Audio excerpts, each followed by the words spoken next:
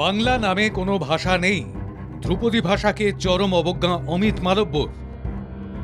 বাংলার দায়িত্বে থাকা দিল্লির বিজেপি নেতা অমিত মালব্যর এই কথা এখন বাঙালিদের প্রতিবাদের বিষয় হয়ে উঠেছে। দিল্লি পুলিশের পাশে দাঁড়িয়ে আইটি সেলের দায়িত্বপ্রাপ্ত নেতা একথা বলেছেন সোশ্যাল মিডিয়ায়।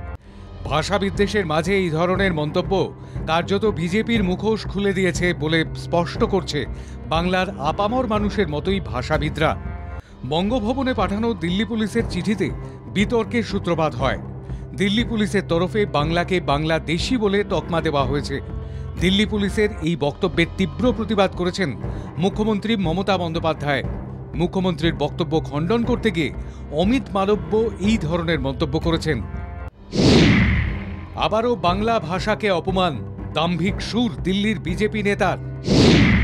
দিল্লি পুলিশ ঠিকই বলেছে, বাংলা নামে কোনো ভাষা নেই। বাংলা জাতিগত পরিচয় বোঝায়, ভাষাগত এক রূপকে তুলে ধরে না। অনুপ্রবেশকারীদের চিহ্নিত করতে দিল্লি পুলিশ মোটেই ভুল কিছু করছে না। ভাষা বিবেচনার ক্ষেত্রে দিল্লি পুলিশ বাংলাদেশি বলে উল্লেখ করে ঠিক করেছে। অমিত মালব্যর ভাষা অজ্ঞানতা নিয়ে প্রশ্ন তুলে সরব ভাষাবিদরা। সংবিধান স্বীকৃত বাংলা ভাষাকে কেন এত তুচ্ছ-তাচ্ছিল্য করা হচ্ছে? ভাষাবিদ পবিত্র সরকার ধ্রুপদী ভাষা সম্পর্কে এই ধরনের মন্তব্যের তীব্র সমালোচনা করেছেন। বিজেপির কেন্দ্রীয় নেতার কাণ্ডজ্ঞানহীন মন্তব্যের বিরুদ্ধে সরব হয়েছেন তিনি।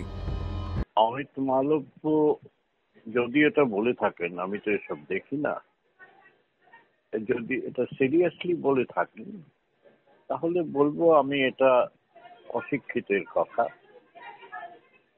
কারণ ভাষা সম্বন্ধে তিনি যদি ভারতীয় সংবিধান দেখেন তাতে দেখবেন যে ভারতীয় সংবিধানের ৮ম শিডিউলে বাংলা একটা অতি সম্মানিত ভাষা, আরো ২২টা ভাষার সঙ্গে।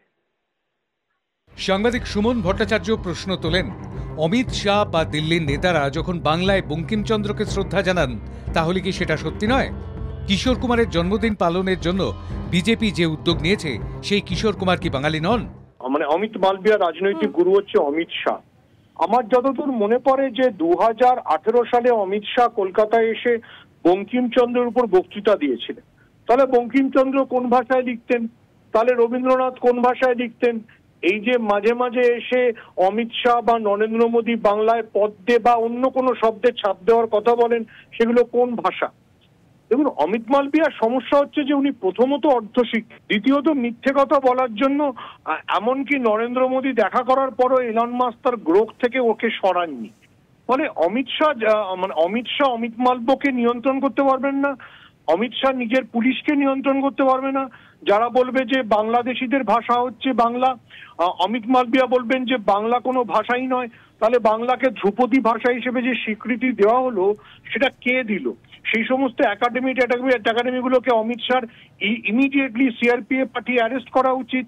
তৃণমূলের স্পষ্ট বক্তব্য, বিশ্বব্যাপী ২৫ কোটিরও বেশি মানুষ বাংলা ভাষায় কথা বলেন।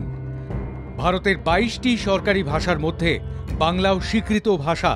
তাই বাঙালির মাতৃভাষাকে কোনোভাবেই বাংলাদেশি বলা যায় না। ভাষা বাংলাদেশি ভাষা বলে কোনো ভাষা হয় না।